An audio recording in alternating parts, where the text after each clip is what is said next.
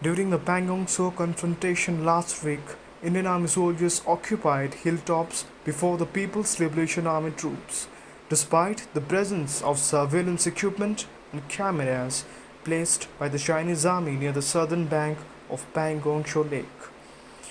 Meanwhile, sources told to news agency ANI the Chinese army has deployed advanced cameras and surveillance equipment to monitor Indian activities near the dormant height, but despite that, the Indian troops managed to occupy heights there.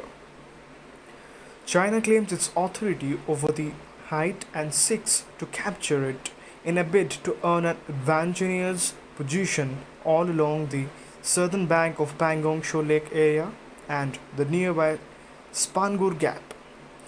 The Indian side was well prepared to respond to the Chinese action in the wake of the action by its own troops, including Sikh light infantry troops and a special operations unit there.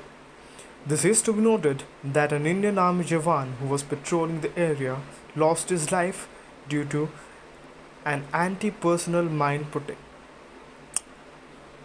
Pardon my error, due to an anti-personnel mine explosion. The Indian side has deployed armed regiments including the BMP infantry combat vehicles and stationed various types of tanks from armored divisions. In a first over 4 decades, shots were fired on the Indo-China border on Monday morning, sharply rising tensions in the Chushul subsector in eastern Ladakh, where over 10,000 troops from each side have been engaged in a tensed standoff since the end of August.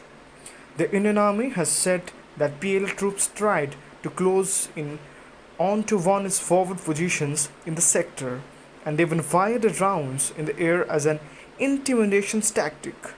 It did not say if anyone was injured in the accident.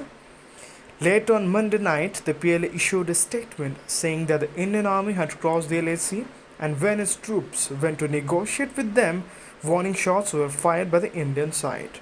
Both sides are effectively blaming each other for the shots fired. The Indian Army is committed to maintaining peace and tranquility, however, is also determined to protect national integrity and sovereignty at all costs. The statement by Western Theatre Command is an attempt to mislead their domestic and international audience, the spokesperson said.